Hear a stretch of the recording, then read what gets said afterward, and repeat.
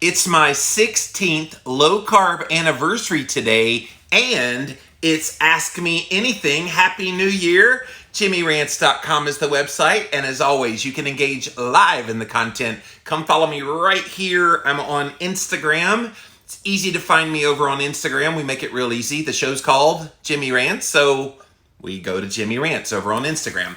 So go follow that username, and we go live 11 a.m. Eastern Time, Monday through Friday. Thank you so much for being here today. We also simulcast over on Twitch, as well as on my Facebook page and on YouTube. Thank you all for being here today. If you missed the live, you can watch it on the replay over here at the Jimmy Rants Instagram page. We put it up on IGTV just as soon as this is over. We also put the past episodes up over on YouTube. If you type in a keyword Jimmy Rants, you will find the show over there. Then finally, we do have a website for this show. What else would it be? JimmyRants.com is the website. And while you're there, you can see all the past episodes. And we really, really appreciate you being here today for the show. So Happy New Year, everybody. I know this was kind of a risk today to go live because I was like, who's actually going to be around on January 1st, but it's not like Christmas Day last Friday. Nobody would have been here on Christmas Day. But I figured today, most of the festivities with New Year's Day either happened last night. Like, did you guys have fireworks going off at like 9 to midnight? It was around here in South Carolina. Or tonight, I guess, is when you might have plans. But of course, the virus has changed everything about all of that. I was watching some of the video of the ball dropping, and it was so surreal seeing New York City Times Square empty. Like, did anybody watch that? It was kind of weird to see nobody in New York City, which I never thought in my lifetime I would ever see a New Year's Eve where there wasn't like thousands, tens of thousands, hundreds of thousands of people all smushed together right there in Times Square. But it is a different time we're living in, isn't it? So today, you guys, is a very special day for me. We are going to get, by the way, to Ask Me Anything here in a minute. So if you have questions, this is your opportunity to ask me anything. Literally whatever you want to ask, just put it down in the comment section, and here in a minute, I will come to you guys. But January 1st holds a pretty cool significance in my life, because it was 16 years ago on January 1st, 2004, that I decided to go on a low-carb diet. Now, that day that I started, I remember it was this day 16 years ago. I was desperately driving all around trying to find a scale that would weigh me. And because I had no scale here, I think the highest the scale went here was 330 pounds. And it went error. I was like, E. And so then I started like driving around to different gyms, and a lot of the gyms, their max was like 350 pounds. So I'm thinking, okay, this is kind of wackadoodle. Finally found a Gold's Gym. And at the Gold's Gym, they had a scale that would go up to 500 pounds. So I thought, okay, I'm definitely not 500 pounds. And I step on the scale, and the first number I saw was a 4. And my heart just dropped, because in my mind, I never imagined I had gotten that big and gotten that heavy. But the reality of it basically hit me pretty hard once I stepped on that scale, saw the 4, and went, oh my gosh. Like, what I knew was a problem was a bigger problem than I even realized. And for me, at the time, it was all about the weight and weight loss and making sure I lose weight. And that was kind of the focal point of everything I was doing, because that was the clear and present thing that needed to be dealt with. What I didn't know at the time, and what I have learned in the years since, is yes, the weight is important that you want to try to take care of, but more important is getting your metabolism fixed, getting your inflammation lower, making sure you're not exacerbating the things on the inside that would directly impact your health. So for me, I started it as a New Year's resolution, just like I had done millions of times before, The reason I chose low carb was I got a diet book for Christmas the couple weeks before, or 1 week before the New Year's Day in 2004. And that Christmas present was Dr. Atkins' New Diet Revolution. And I remember reading that book from cover to cover between Christmas and New Year's and thinking, man, this guy is whacked out of his mind. How in the world do you live without eating carbohydrates? How in the world are you supposed to eat saturated fat? This guy's a cardiologist, talking about Dr. Atkins, writing this book and telling people to eat the very thing we know is going to clog your arteries and give you a heart attack and die. All of the kind of conventional wisdom that we've all been taught our entire lives, I bought into before I read the Atkins book. So then after reading the Atkins book, I go, you know, none of this makes a damn bit of sense, but I'm going to try it. And I tried it starting January 1st, 2004. So again, those of you joining us late, 16 years today that I have been living La Vida low carb. And it was today, 16 years ago. I remember that I just was all in on keeping the carbs low. And I remember this day and the next couple of days after this, 16 years ago, was murder. Like those of you that have started low carb coming from a really crappy diet, you can definitely relate. So I was 410 pounds 16 years ago today. And I later did an analysis of my diet, of what kind of average carbohydrate intake I was consuming on a daily basis as part of my standard American diet. Hold on to your hats, you guys. When I started my journey, the leading up to it, my average carbohydrate gram intake, hold on, here it comes, 15 to 1600 grams of carbohydrate a day.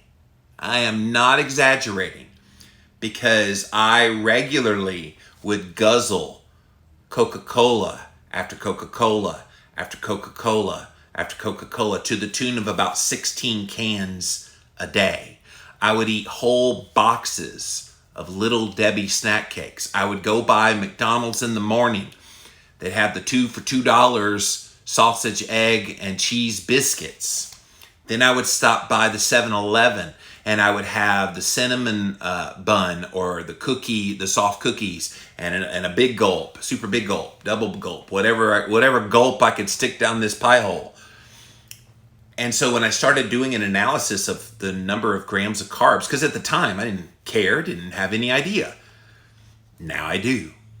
And that awareness is what happened January 1st, 2004. What started it was that journey. So guys, that year I wrote a book. I don't ever show this book on camera because I am not very proud of it, but this is my very first book that I ever wrote. And it was all about kind of the weight loss journey. And it's a very hokey looking book. Again, I'm never writing a book like this ever again, but it was my first book that I did. And there is a part in the introduction here I want to read. As I look back on my life that began anew on January 1st, 2004, I will always remember that specific date as a significant life-changing mile marker that forever altered my future. It was on that fateful day that I was bound and determined to not only make losing weight my New Year's resolution that year, but also to make it my new life resolution once I lost it. Although I had tried many diets before, succeeding at weight loss on many of them, particularly failing to keep it off, somehow this time was going to be different. Little did I know just how incredibly different it would be. So when I wrote this book, it was all about weight loss, and that was kind of my focus, and that was October 2005 that book came out. So it was the October after I lost the weight in 2004. In the years that have followed, I have become more and more convinced that weight is not the primary purpose that you should go low carb, keto, paleo, real food, whatever you're deciding to do, carnivore, whatever you're deciding to do. Weight loss is what the culture likes to put the focus on. What I think we need to put the focus on is metabolic health. And we're seeing that now more than ever before with this virus out there and the people that are succumbing to the virus. What is it that they're succumbing to? They're succumbing to the ramifications of poor metabolic health. So for me, when I started living La Vida Low Carb 16 years ago today, it was a weight loss journey. And now I realize that that's an incomplete picture. And I got a really nice comment, by the way, from a guy on Facebook just today. I'm going to show it on the screen on the main feed here. But he said, I've been eating an all-meat diet for over 3.5 years, which I learned from Sean Baker. I learned about you after beginning that journey. And what I take from your life is the value of passion and hard work. You don't look like the poster boy for keto. And I get a lot of comments to that effect. You don't have ripped abs, but you do have an incredible work output, a genuine desire to help people, and a passion for embracing your authentic self. Those things come through in everything that you do. We can all learn something from your example and your inspiring. So I was very grateful for that very kind comment. And in my heart of hearts over the years, where I have put on some weight again from that initial weight loss. Like, this is what I looked like when I lost the weight initially. And so obviously that was 16 years ago, but that's what I look like, or 15 years ago when I look like. And so for me, it's very easy to go down the trap of, well, I probably shouldn't talk about low carb anymore. I probably should not be out there with my voice anymore because I don't look the part. And I get it. I get it that people have that expectation that when you have a weight loss success story, I don't think anyone that hasn't put themselves out there after doing something like that, put themselves out there as a success story, I don't think you realize the pressure that comes from that. And a lot of you do. Some of you that watch my stuff, you are out there. You have made a social media channel. You have tried to make something of trying to educate and help inspire other people. But I've been doing this for a long time now. 15 years online, 16 years ago today, starting this diet. And I obviously had no idea what was going to hit me when I started writing about this stuff online. And by the way, there's a kind of a story there. So in November of 2004, after I'd lost a significant amount of weight, I did end up losing 180 pounds that year, but I think I'd lost about 160, 165. I heard from the Atkins company, hey, we heard you lost weight doing our diet. I said, yeah, a little bit. And so they featured me on the front of their website. And so I got a lot of interest from people that said, hey, where's your book? Where's your blog? And I had to do something with that. And of course, I'm a natural writer. I was not as natural a speaker then as I am now. Hard to believe, I know. Feels like I probably have talked since I came out of the womb, but I actually didn't learn to talk until I started podcasting and really kind of honing that craft. And so that's what got me into blogging and coming up with Living La Vida Low Carb as a moniker, and then all the other things that you now know me for. So, but like over the years, I've had these vacillations in my mind. Okay, you had a great success story. That's some of the lies I have told myself. You had a great success story. Your day has come and gone. Maybe it's time for you to get out of the way and let these other people that had real success stories keep the message going.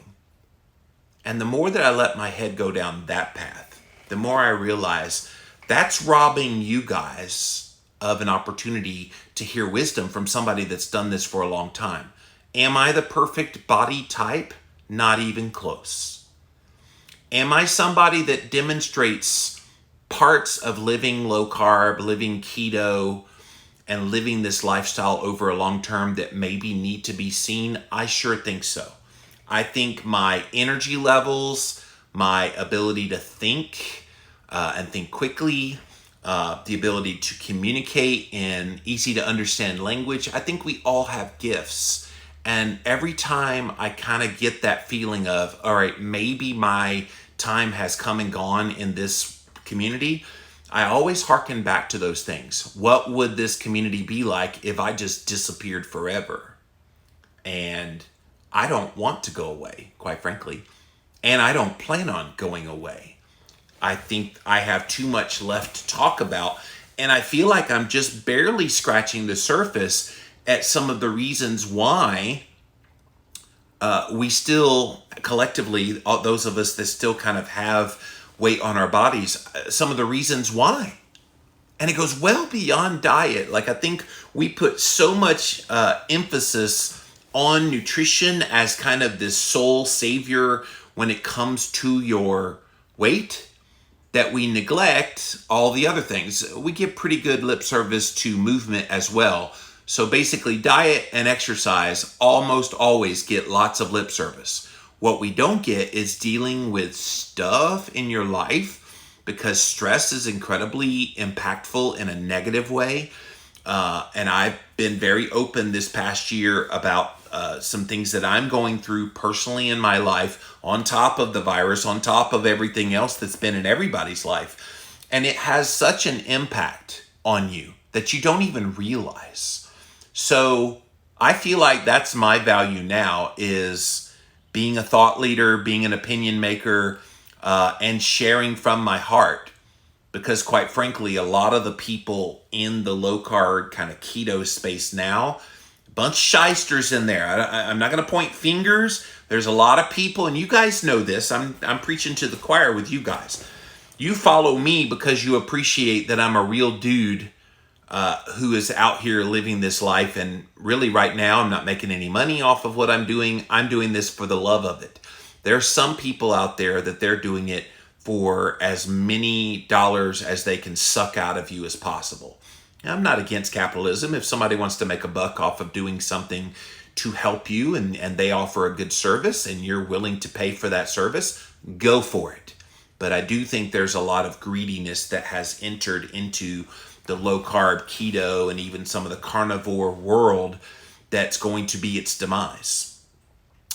So I say all that to say that on this 16th anniversary of starting my low-carb lifestyle change, I am so proud of the things I've been able to do, the people I've been able to impact. I mean, I get literally emails every single day about somebody that read this book, one of 9 books I've read, but they've read this book, and they say it changed their life forever. Does that mean my life is now worthless? I don't think so. I think it just means that I have an ability, at least with that book, to communicate something that helped a lot of people. And in my eyes, that is nothing but a good thing. So today I stand pretty proud. January 1st, 2020, 16 years after starting at 410 pounds, wanting to lose weight desperately, wanting to feel good desperately, not knowing if this was going to work. And I remember after those first few days of hell, and it was hell, I was literally sprawled out on the couch. Oh my God, this is horrible. But I went from 1,500 grams of carbohydrate down to 20. Boom. And I felt every bit of the withdrawal symptoms from the sugar. But then I felt good, and I kept it going. Lost 30 pounds in that first month. Started exercising in the second month because I was getting a lot of energy. I lost another 40 pounds the second month, 100 pounds after 100 days. And I'm going, okay, there's something to this. And it was something that I was like, for the first time in my entire life, I felt like I had 2021. Thank you, Beth. Not 2020. Thank you. It's hard to get that in your brain once you kind of say 2020 so much, and then you flip to the new year, and like everybody's going to write checks 2020 for a while, if you still write checks. So, but little did I know that this was going to be the thing that I would keep doing. But you keep doing it because it's easy to keep doing it once you kind of get going on it, right? Those of you can attest to that. So, all right, this is Ask Me Anything. Welcome on Jimmy Rants. And so this is your opportunity. Literally ask me any question that you want. This is your opportunity. We do this on Fridays where we open up the floor. Twitch, Ask Me Anything. Facebook, Instagram, YouTube, all of you, get your questions ready. When the time comes, I will be coming to you. I do have a few articles because I told the story about my 16th low-carb anniversary. I don't know how many of these I'll get through, but I do want to touch on a few of them, and I'll come to you guys soon. This is from NPR. Are you still disinfecting surfaces? I go to stores all the time, and you see them spraying down all the carts and spraying down surfaces. Go to the post office, and after each customer, they're spraying down everything and wiping it and all these chemicals in the air. And you see all those pictures of the kids after the kids leave the classrooms and the schools, and they're going in with the full suits and the little fumigator things cleaning. They're now saying disinfecting surfaces might not be worth it if we're trying to prevent 9,1-divoc. So disinfectant sprays and wipes have sold out everywhere in stores. Scientists have learned a lot this year, and it turns out all that scrubbing and disinfecting is probably completely unnecessary. If a person infected with the coronavirus sneezes, coughs, or talks loudly, droplets containing particles of the virus can travel through the air and eventually land on a surface. But the risk of getting infected from touching such a surface contaminated by it is very low, according to a microbiologist at Rutgers University named Emmanuel Goldman. In hospitals, they have tested surfaces in and around 9,1-divoc patients, and what they found was no infectious virus could be found. What they do find is what's called viral RNA. It's a corpse of the virus. That's what's left over after the virus has died. They don't find anything that's infectious. You can't get sick off of that. And that's because it's very fragile. Once it enters into the atmosphere, it begins to decay very, very quickly. Back in January and February, scientists and public health officials thought surface contamination was a problem. Early studies said that the virus could probably live on surfaces for days. It was assumed that transmission occurred when an infected person sneezed or coughed, and that you would get the disease simply by touching those surfaces. I'll tell you what, when I've gone into stores, I still pull up my shirt and I'm opening the door with my shirt. But it turns out that the 9,1-divoc can't live on those surfaces. So people have been advised to clean with disinfectant, but it was overkill. All the evidence points now toward breathing in the virus from the air as the most important route of transmission.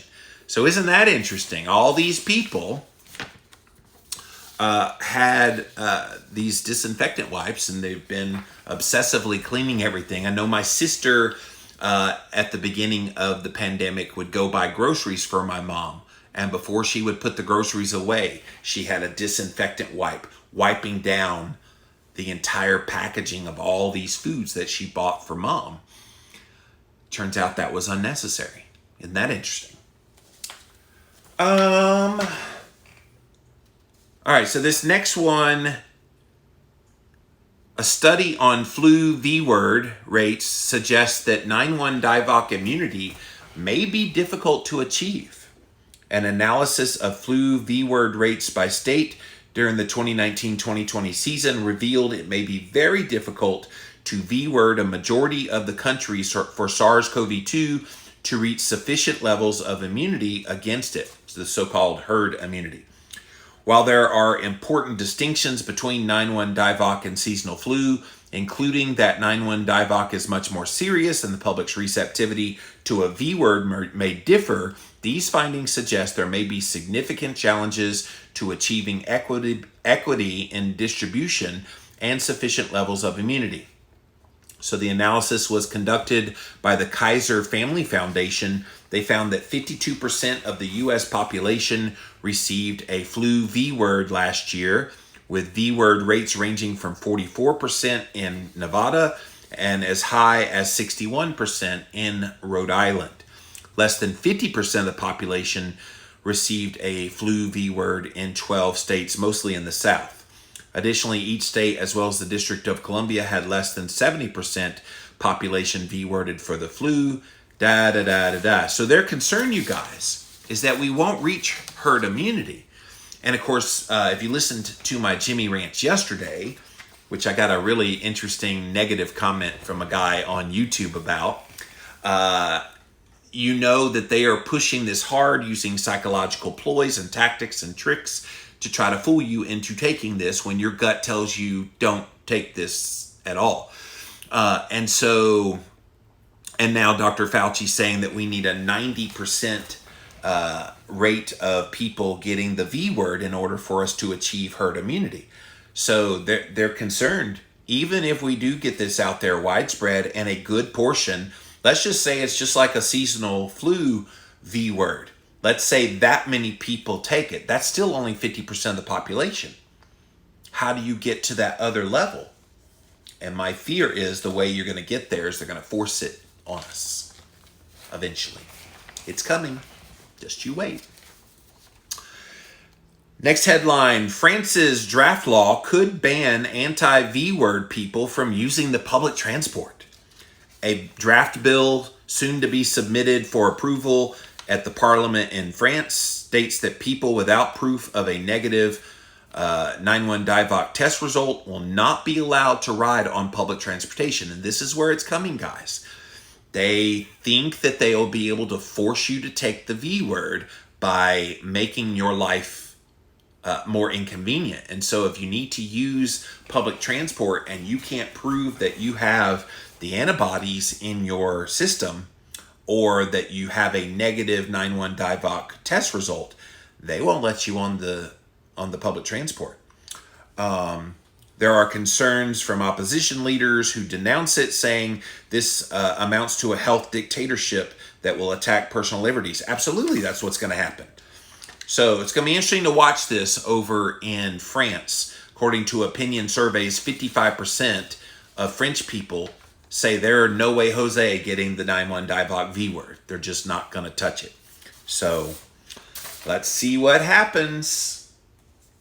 And on that, by the way, there's a CNN article. If you want to travel next year, you may need a V word passport. Talking about this year, 2021. So they're really pushing now for this V word passport application. Several companies and technology groups have already begun developing smartphone apps and systems for individuals to upload the details of their 9-1-Divock tests and V words, creating digital credentials that could be shown in order to enter concert venues, stadiums, movie theaters, offices, or even countries. I wonder if you get it naturally and then you recover and you exhibit antibodies, can you put that on the phone and then that gives you entrance? But is then there a limit on it because, you've got the antibodies, but we know they only last for 3 months. So therefore, you'll either need to get the V word at that point or get another antibodies test to see if they're still there. And of course, my friend Joshua, who's on here, he said they neglect the fact that, yes, antibodies do dissipate, but then T cells remember how to deal with that. So if it hits you again, it won't be harmful. This is going to get very interesting very fast. If they're going to have us all have to do this common pass, this is the name of it, common pass. You can already look up the app. It was created by the group, allows users to upload your medical data like a 9-1-Divock test result or proof of the V word by a hospital or a medical professional. It will generate a health certificate and a pass in the form of one of those QR codes, this little squiggly code that you can bloop, and you show it to the authorities. They won't get any of your sensitive information, supposedly. For travel, it would be used at the points of departure and arrival. So if you're trying to go over to a foreign country, for example, and you go through customs and you can't show that QR code, they won't let you in the country. Well, number one, they won't let you get on the plane to begin with. I've taken several trips to Australia, and I know that they do all the kind of checking in as you're leaving the airport in America, because once you get to Australia, it's a hella long flight. So once you get there, most of your paperwork's pretty much done. You're just kind of going through the formality of the end part of it. They do most of it on this end of things, so you don't get on that flight and then only to have to be turned around and come right back on that 16-hour flight. So you can be tested every time you cross the border. You cannot be V-worded every time you cross a border. He stressed the need for a simple and easily transferable set of credentials, a digital yellow card, referring to a paper document generally issued as your proof of having the V word. Several large tech firms are involved in this. IBM has their own app. This one, you guys, is called Digital Health Pass. It allows companies and venues to customize indicators they would require for entry, including having the coronavirus test, temperature checks, V-word records. Credentials corresponding to those indicators are stored in your mobile wallet. Apple and Google also have their own Bluetooth-based systems setting up. Yeah, so this is coming. This is what's going to become the reality, you guys. And that man right there ain't going to let anybody live their life again until they get the V word. And it just leads me to believe that they had all of this plan in place long before the last year. Let's stop pretending like that they're suddenly coming up with all these things. I think it's been in the works for many, many years. And now they have the opportunity to do what they've always wanted to do. Whatever that is. I don't even know what it is, but at some point. All right, and then the last one, and then we'll come to you guys. Gym owners see 9-1 DIVOC ruling for Athletes Unleashed as a promising precedent. So this is in the Buffalo, New York area.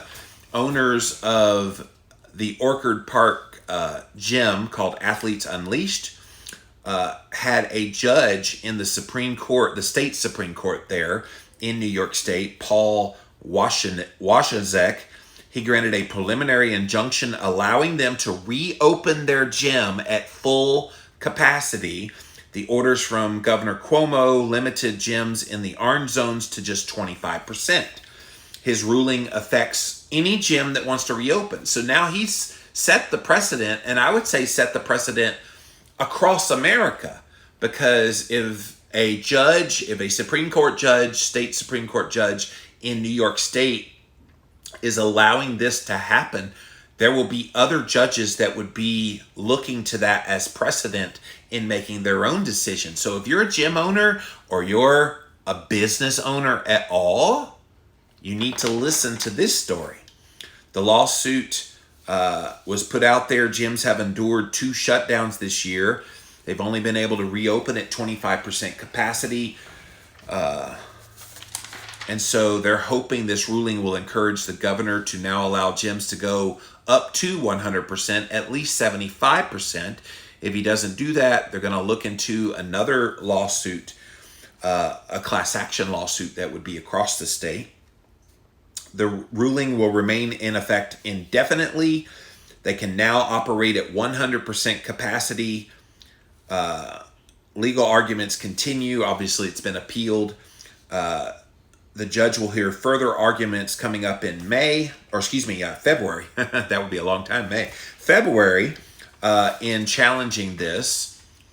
But it was a huge win for these gym owners. These poor guys have been just trying to stay afloat. And I know in New Jersey, there's this guy, Ian Smith. If you're not following Ian here on Instagram, he is an entertaining dude. He's got this big old beard, and he's just badass as all get out.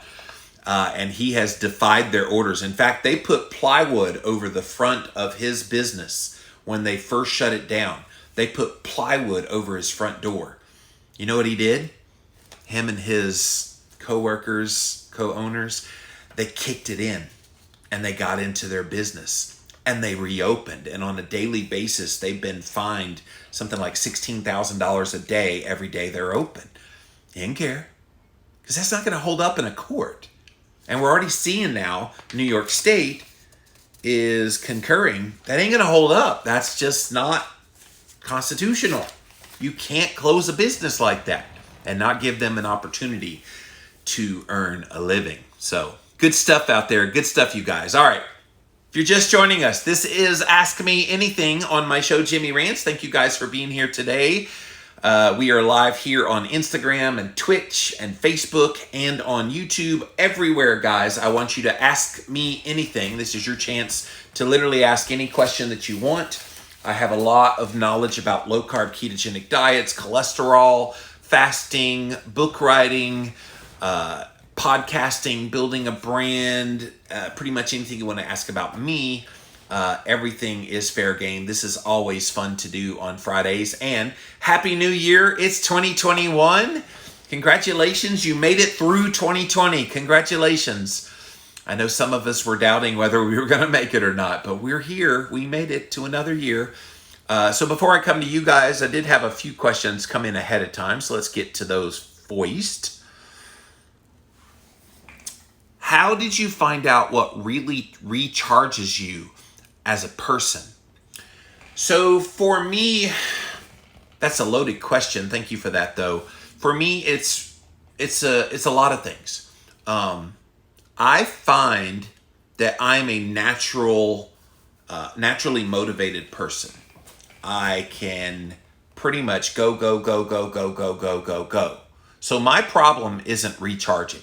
My problem is knowing when to stop. And so I know that about myself, and I actively do things to throttle my energy, my productivity, so I don't overdo it. Because I think sometimes in the midst of that go, I don't realize that maybe I'm breaking down. Maybe I need to step away to take a breather. So I'm very deliberate now in taking those breathers. I'm very deliberate now in the pace of my day-to-day, and even in the pace of the work in general. I pretty much go hard in the week, Monday through Friday. I just go, Monday through Friday. On the weekends, I chill. Now, I still do some stuff, but it's not near to the level. Like, as soon as Jimmy Rants is over today, I'm done until Monday, and Jimmy Rants starts again 11 a.m. Eastern time on Monday. So I pretty much go a full 3 days there where I just kind of, and that does recharge me. And I've been a self-starter pretty much my whole career online. I've always known how to do the job I need to do, and I do it. I don't hesitate. I just do it. And so learning to step away and learning that I don't have to go constantly is the way that I recharge as a person. But thank you for that question.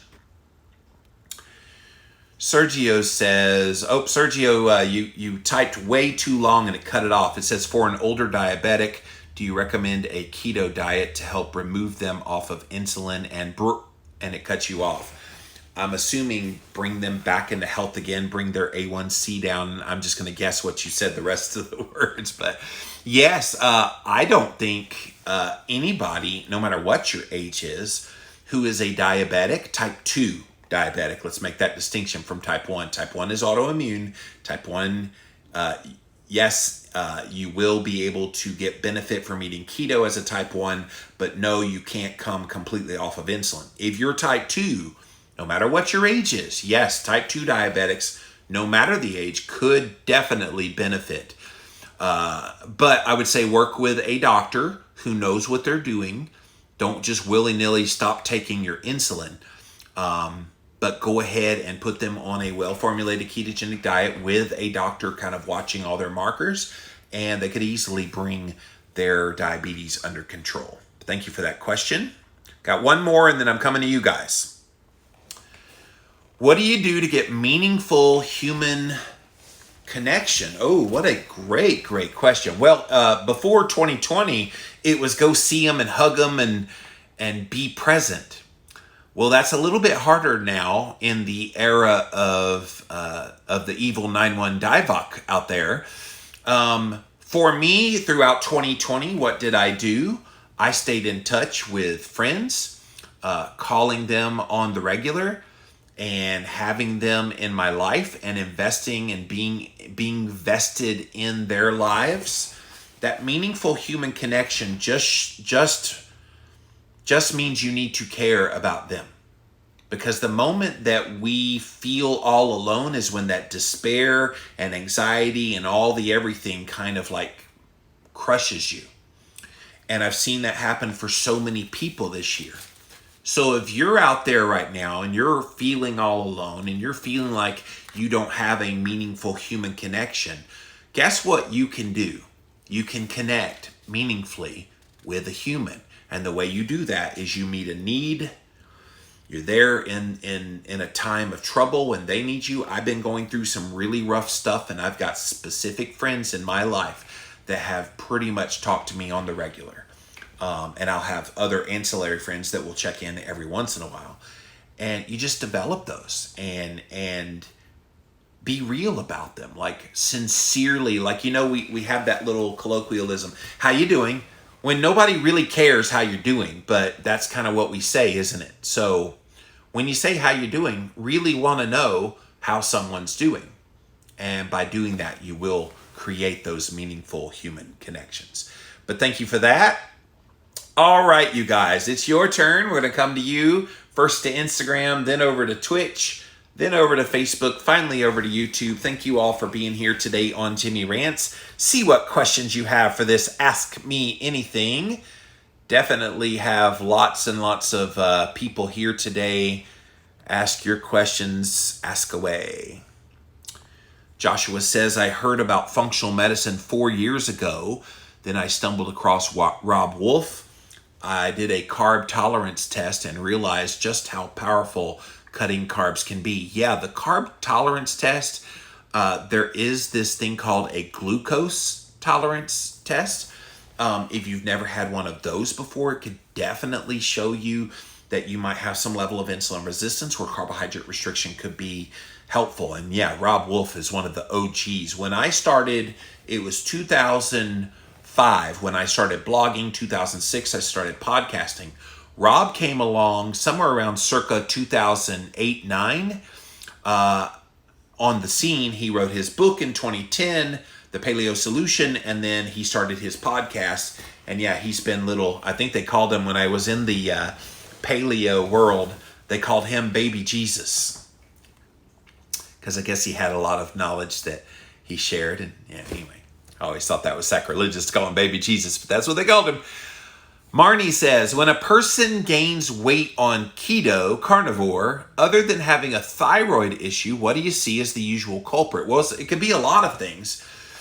You can have a tumor growing inside of you and not know it. That would be a reason why weight gain would happen. I do think that this stress piece is a huge aspect of it. So many of us have been under immense amount of stress, and my contention is that if you are insulin resistant, you are also stress resistant, meaning that when you get under stress as an insulin resistant body, it's going to impact you far worse than it would if you were insulin sensitive. And it makes sense, right? Like anything that would be harmful to blood sugar, which when you are insulin resistant and you get stress on the body, that stress is raising your blood sugar, raising your insulin levels, and that can pack on some weight. Even if you're eating keto and carnivore and all that. And I know people kind of poo-poo me when I say that, oh, that's a convenient excuse for you fatso. And I'm going, okay, is it not true though? Like, think it through rather than insulting me. Think it through. Is it logically possible that that could happen?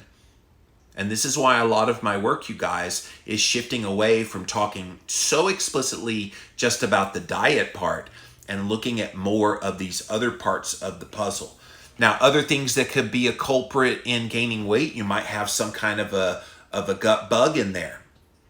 And a lot of people deal with those kinds of things. There's just a myriad of reasons why you could gain weight even eating keto, carnivore. You could be way blowing past satiety and eating way too much. That also will lead to some weight gain as well. So hope that helps you out. Holly says, I want to hear about why you hate coffee. Oh, somebody read my post today. I was kind of previewing this Ask Me Anything. You can ask me why I hate coffee. Holly, it's a simple answer. I am a hyper taster. So for some reason, I don't know why, I have hyper senses. So my whole life, touch, things that I touch, really sensitive to the touch, really good hearing, really good smell. If there's like bleach in the, like the bleach could be in the bathroom in the whole other room, 3 rooms over, and I could still smell it. And taste, like things are really bitter to me. Things like raw broccoli, ugh, it's just gross. I can't go higher. 85% is about as far as I've pushed the dark chocolate before it starts getting... And coffee's the same way. Coffee is so bitter. It's so gross to me. And I remember when I went to Australia the first time, and the guy that hosted me, Dr. Rod Taylor, super nice guy. He was taking me around, showing me some places. Hi, mate, you want to stop for some coffee? I said, well, I don't do coffee. That's kind of nasty. He said, oh, mate, here in Australia, it's the best. I'm like, okay, I'll try your coffee, Rod. So I'm...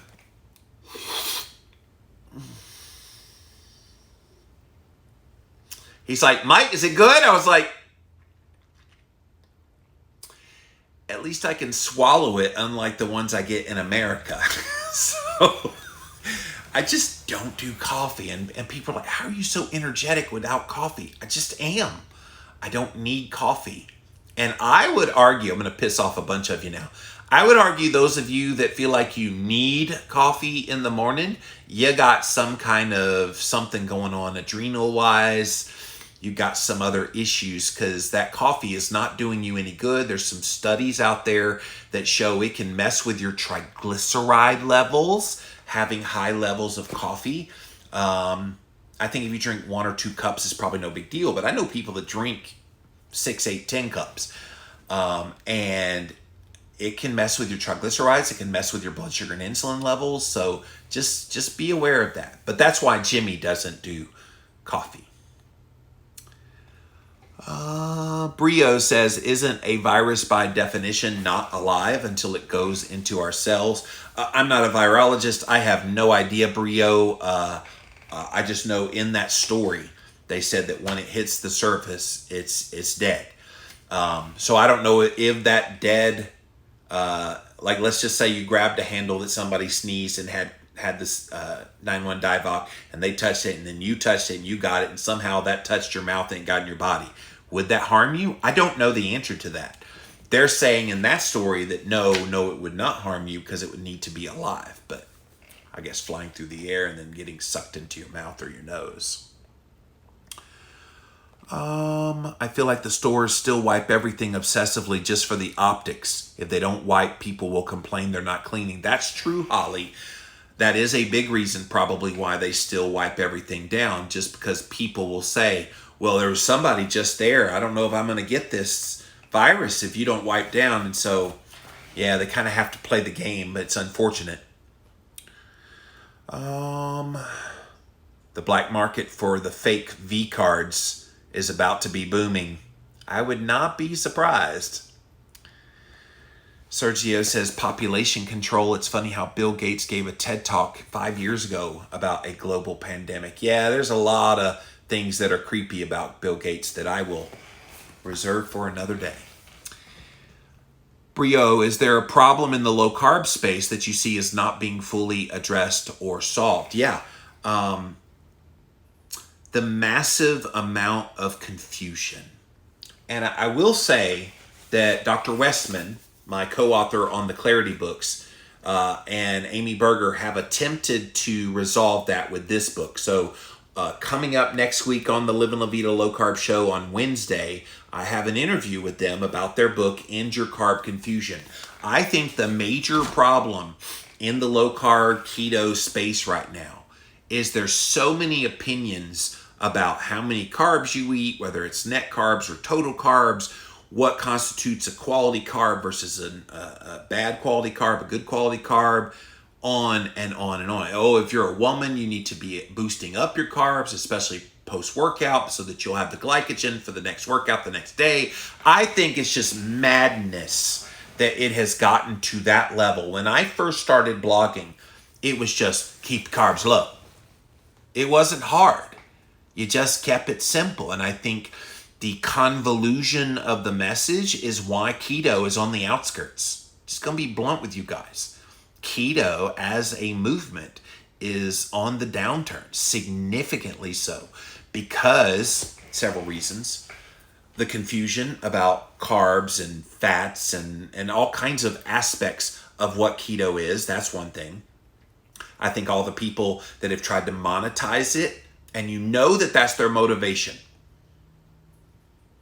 If you go onto someone's site and all you ever see is sales, sales, sales, sales, sales, like constantly, and they never feed into you for free, you can almost bet that they're in it for the wrong reasons. Now, I sell books. All of my books are available on Amazon. Go knock yourself out. Go buy my books. I'm not against capitalism.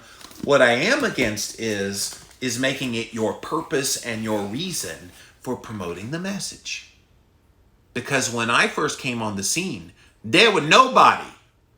And then even when I wrote Keto Clarity, which was only 6-7 years ago, there was not a lot of people talking about keto. Then keto started to get a little more popular, and people started talking about it more, and business people came in and saw an opportunity. And they flocked to the community, and there's a lot of brand new names that did not exist when I wrote Keto Clarity. And in fact, when you look at the names on the back that are my experts, these are the people that were around when I wrote Keto Clarity. And there's a lot more people around now that if you don't see their name on that list, they came after that book. And they took advantage of a trend. And they're riding that wave, and they've made a you-know-what amount of money off of a lot of people. It doesn't mean they're not providing a service, but a lot of that service came at the expense of, okay, you're going to have to pay for the knowledge I'm giving you. And I think that's wrong. My philosophy from day one, every single podcast I've ever done doesn't cost you a dime to listen to my podcast. All of these Jimmy rants, I don't even have ads on this show. I would like to, by the way, just so I could show you some things that would be helpful in your journey. And it would help keep me going. But at the time, I have nothing. But if I do have ads on my show, those ads enable me to make it free to you. And so I think there's too many people, though, that it's just so become a marketing thing and they don't really believe in the message. Watch when it's on the total outskirts. How many of those so-called low-carb keto leaders jump ship to whatever the next trend is. And we saw it in the paleo world. There were several people prominent in the paleo world that as soon as keto became a thing, guess what? Keto books, keto podcasts, keto conferences. So now where are they going to go the next thing? And then the next thing? I guess that's good marketing, but to me, your authenticity and your ethics matters. It will to Jimmy Moore anyway. But thank you for that question.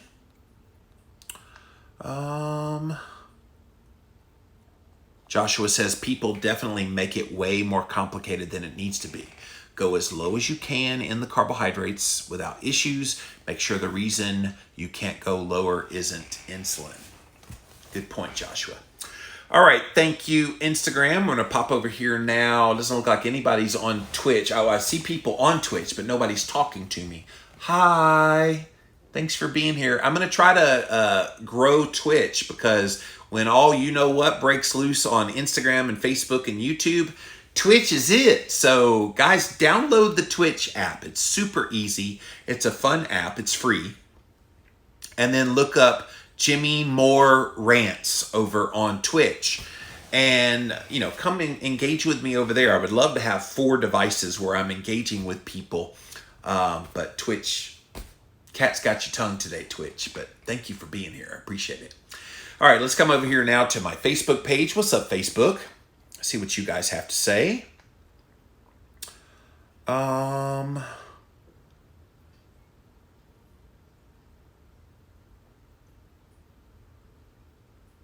I was asleep by 10 o'clock last night, says Berkeley. Yeah, for me, the normal time between like 7 and 8, I think it was close to 8 o'clock. Yes, it was very odd. I was glad to see essential workers were the ones that they let in the Times Square. Oh, that's cool, Amy. Maybe today can be the first day of going on keto carnivore. Yeah, for a lot of people, it will be.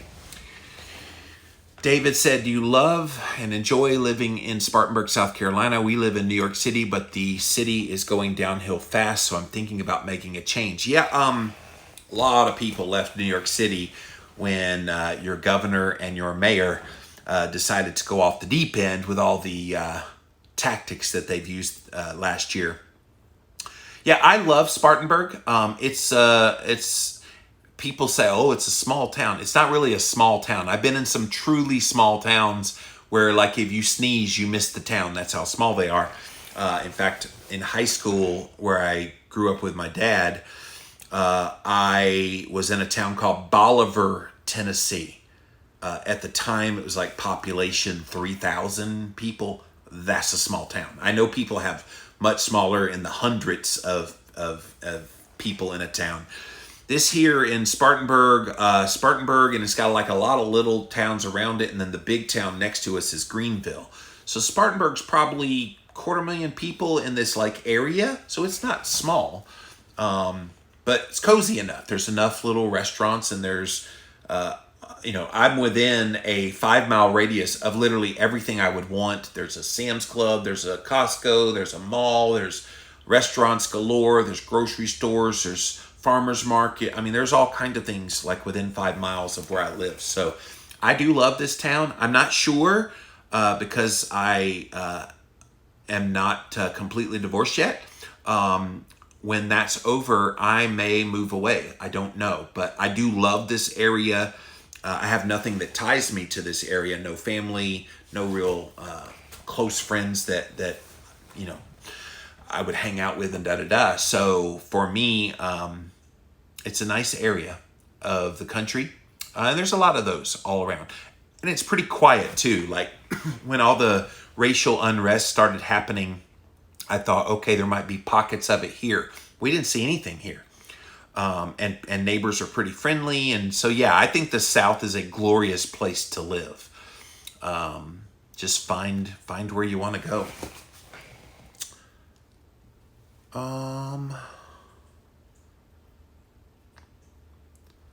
Margie says, I now look at those Little Debbie snack cakes and I see poison and addiction. I don't know how I ever had an addiction to them. Well, we all did at some point. Little diabetes got us, didn't she? Berkeley says, I'm going to avoid setting any goals. If I don't achieve them, then it derails me. I will try to live in the moment, making the best choices for me at that moment. What do you think? I love it. I think some people are motivated by goals and resolutions and all that. But you're right. Like when they don't achieve them, or they don't achieve them in the time scale, the arbitrary time scale that they set up, they think they're a failure, and that works counterproductively to the original goal. So I like your idea. Amy says, I'm starting back today. I've done OMAD, 1 meal a day, in the past, which incorporates intermittent fasting. Since I've been doing a lot of carbs lately, will I more likely go into keto flu, or if I go into fasting, should I wean down and then fast? So my philosophy, Amy, thank you for that question. Wonderful New Year's Day question. So if you're trying to get back into it, don't jump into fasting at all to start. If you've been a carb burner, you need to fat adapt your body again. So before you attempt a fast, you want to get back into ketosis. So go full on keto. It's going to take you 2 to 4 weeks to get your body back into a state of nutritional ketosis. Prick your finger. You can use some of these little devices out there. I used to have a device over here that I showed on camera, but I don't see it right now. But test your ketones and get into a therapeutic level, which I would say once you're over 1.0, yeah, technically 0.5, you are in ketosis, but over 1.0, then you're probably pretty well adapted at that point. And then start incorporating the fasting, but not before. I think you need to get your body used to burning fat for fuel. Again, you'll know what that feels like. You'll get the more energy. Your brain will clear up. All the good things will start happening. But I wish you well in starting your journey again, Amy. Bev says, my eyes have been opened about the greedy peeps that I follow. Yeah, I mean, and I don't want to call anybody out, but quite frankly, it's disappointing, but it wasn't unpredictable because I was in the paleo world about a decade ago when it was popular. And I saw the greediness enter there. It became this trend that was organic, and all these people were real happy to kind of be, come together all under the real food and paleo, and they got real excited. And then you had shysters come in. Oh, if you're going to do paleo, you've got to do my way and my supplements and my program and my. And it became this pissing match of who could create the next big book, program, resource, supplement, company, blah, blah, blah. And it just became so biting at some point because people that were authentic in that community were like, well, wait a minute. That's not what paleo is about. And then, of course, that led to the demise of paleo. And along comes keto. Same thing. Everybody was real rah-rah. It was real organic the way it started. People read my book, Keto Clarity, and then other people came in. And what you guys don't know is a lot of the keto books that came out, I helped to get them signed. And so I don't advertise that, but a lot of the popular keto books that got out there, I helped to get them a publisher to get their word out there about their book and about their message and everything. So I was grateful to do that. I'm definitely a pay it forward kind of guy. But I think some of that popularity then begot some of the shysters again. And they came in and, like vultures, have tried to make a buck off of the trend rather than actually caring about the people that they're trying to help. So yeah, just be discerning. Look for those people who look legit and don't sound like they're trying to sell you on things constantly. Let them sell you every once in a while, but if they give you good information, like I said, I give all of my podcasts away for free. They don't cost you anything. You may have to listen to an ad, but other than that, it doesn't cost you anything. Same here with Jimmy Rants. Doesn't cost you anything, but I give you information for free. And hopefully through me being generous with my time and the information that I share, then you're like, oh, let me go support that guy by buying Keto Clarity. That's how you help me. And that's my business philosophy. What about excess skin from weight loss? What can you share on that and preventing infection? So I've vacillated back and forth on this one a lot over the years because I think excess skin is going to be an inevitability for those who have yo-yoed their whole life. And so if you've lost weight, gain weight, lost weight, gain weight, you're going to have a loss of the elasticity in your skin. So those people, it probably won't bounce back. Now, I know some people who did lose a lot of weight and they had excess skin and they got the surgery to remove it. And they've been very happy about it. It's a brutal surgery, by the way, and all kind of little drainage things and all kind of stuff. I also know people who have gone to get the skin removal surgery and they died. So at the end of the day, you make that choice about what matters to you. Is it an aesthetic thing? Is it that you lose that weight and you get down, you have this like reminder? And some people see it as a badge of honor. Some people let it drag them down. And it's at that point you determine which is the philosophy you're going to take. And if it brings you down and you think it may make you rebound, consider your options. There's creams out there that might be able to help. Fasting actually does help tighten some of that up as well. But again, it depends on how bad the elasticity has been damaged in you. So that's going to be a personal decision that you decide if it's worth the risk. A friend of mine recently found out their young daughter is type 1 diabetic. Is there any benefit of keto, low carb, and type 1? Their doctor has discouraged it. Oh, for sure. The reason the doctor has discouraged it is because type 1 diabetics have this thing called, that they need to be concerned about, called ketoacidosis. So ketoacidosis sounds very similar to ketosis. What ketoacidosis is a type 1 diabetic who then eats a large carbohydrate-based meal. but then they don't take any insulin. So what happens? Their blood sugar goes way, way up. Because remember, a type 1 diabetic makes no insulin. Their pancreas is pretty much petered out, no beta cell production, nothing. So as a result, if they eat a lot high carb meal and their blood sugar starts going through the roof, like astronomically high, well in excess of 250 milligrams per deciliter, guess what the body does to compensate? It starts raising ketones in the body. And it does that because it thinks the body is starving. And so ketone levels go up and up and up and up, well beyond nutritional ketosis. Nutritional ketosis is like 0.5 to 3. Ketoacidosis is 20 on the blood ketone meter, okay? So that is a highly dangerous state for a diabetic, type 1 diabetic to be in, because they could go in a coma and die if they don't get insulin, electrolytes, and some other things pronto. So this is why doctors trying to help their patients with type 1 diabetes highly discourage ketogenic diets. Ketogenic diets have nothing to do with ketoacidosis. Ketogenic diets put your body in a state of healthy nutritional ketosis, but they do it in the state of a lower glucose. So that's the key. Ketoacidosis is extremely high blood glucose, extremely high blood ketones. Nutritional ketosis is lower blood sugar within the normal range and a more moderate, kind of low to moderate level of ketones. So it's not going to be harmful. There's plenty of evidence out there. Definitely look up the work of Dr. Steve Phinney and Dr. Jeff Volek. They wrote this book, The Art and Science of Low Carbohydrate Living, and they talk all about the ins and outs of nutritional ketosis and how it is different than ketoacidosis. But thank you for that.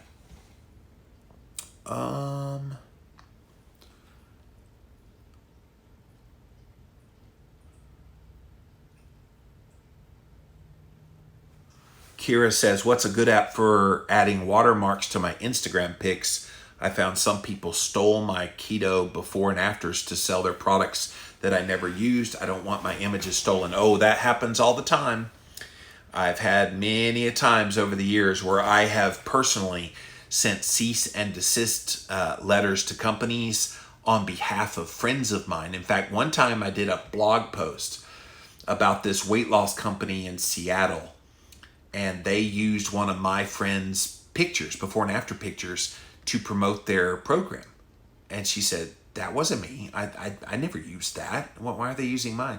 And so I did a big post exposing it and named names. Like I was naming people in the company and da-da-da. I get this email. Oh, could you please remove that? That's harming our business. I said, good. That was its intention. Oh, but you don't understand. No, I understand completely. You stole some pictures of some friends of mine, and I've got a platform to expose your butt. Live with the consequences. So I understand the problem there, Kira.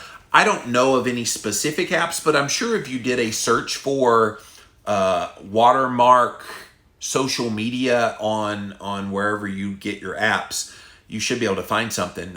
Doesn't seem very hard that you could create a watermark. I see people use it all the time, but no, I don't use watermarks on my stuff because most of my stuff, it's like, please spread it. I don't care. But you're right, on your before and after pictures, you definitely want to protect those.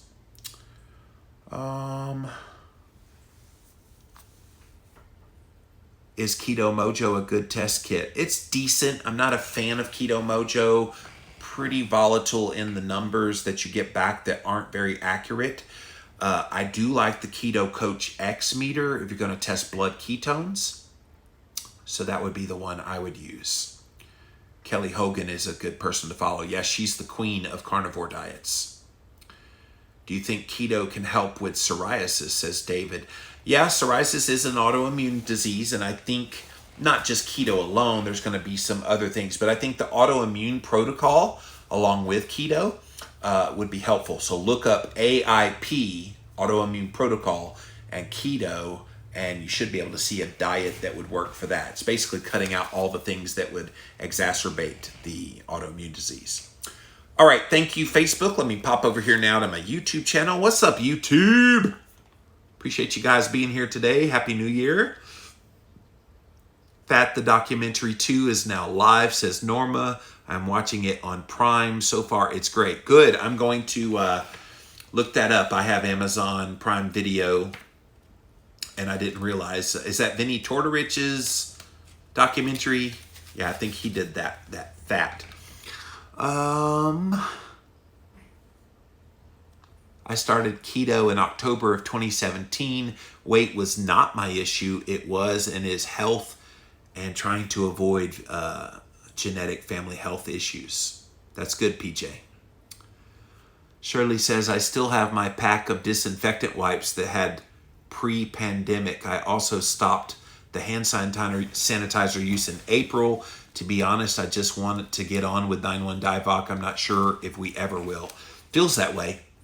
And I think there are some people that are trying to milk this thing for as long as they can because they sure do love the power that comes from it. Dennis said thyroid issues can and will often take a back seat to adrenal issues. What's the solution? Try to de-stress and implement mild walking and exercise. I love it, Dennis. What are your cortisol levels? Does the diet control cortisol excess? Says Music. Great question. I have not tested my cortisol in a while. The last time I tested it was a year and a half ago. And it was right before I went on sabbatical. And when I tested it, people think, okay, I have high cortisol. Most of the time you don't have high cortisol. What you have is very low cortisol, and it's in the tank. And it needs to be low at appropriate times in the day, but not super low. And if it's super low the whole day, you're going to feel that. And I did feel that at that time. I was just drained of energy. I was just struggling mentally, just wasn't in a good place. And so keto definitely can help, but I think it has less to do with your diet. Diet's definitely a good foundation, but more to do with meditation, de-stressing, doing fun things, movement. Those kinds of things can definitely bring those things into order. When your cortisol is off, don't be surprised if it's in the tank. Not high, but in the tank.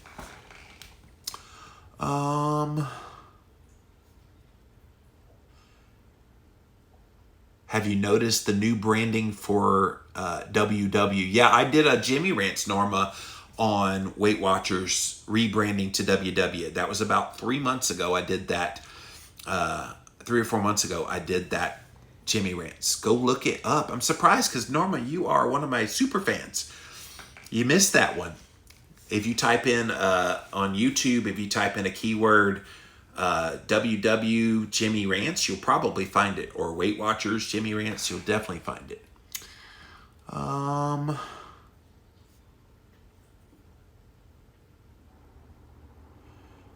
Your show, early diagnosis of type 1 and early adoption of strict keto gradually restores basal levels of beta cells in the pancreas. Okay, well, it's still minimal that you would still be insulin dependent, even if it did restore some of those beta cells, Dennis. But thank you for that. All right, let's see if any last minute ones came in over here. Nope, that's it. So guys, happy New Year to you. Hope you enjoy the rest of your January 1st, 2021. You did make it. You're here. We're alive. We have a new day. And it's time to get out there and whatever goals you have, if you want to set some goals for yourself, go get them. Go get them. Don't back down. And don't let anybody discourage you from whatever that goal is. For me, I don't want to live another day without being grateful for all the blessings I've had in my life and being somebody that can be there for people, constantly feeding into others. I do that already, but I want to be extremely deliberate about it in 2021. Constantly trying to see how can I make the world of other people better. And here's what happens when you do that. Your world gets better as well. So hopefully that encourages you here today. And that's it for this episode of Jimmy Rants. JimmyRants.com is the website. And as always, you can engage live in the content. Go follow me. I'm right here, Jimmy Rants, over on Instagram. Go follow me there Monday through Friday, 11 a.m. Eastern Time. We have lots of shows prepared for you coming up in the next few weeks, months, hopefully years, decades. If I'm still doing Jimmy Rants a decade from now, I want one of you to say, yeah, man, we're still here. Haven't gone anywhere.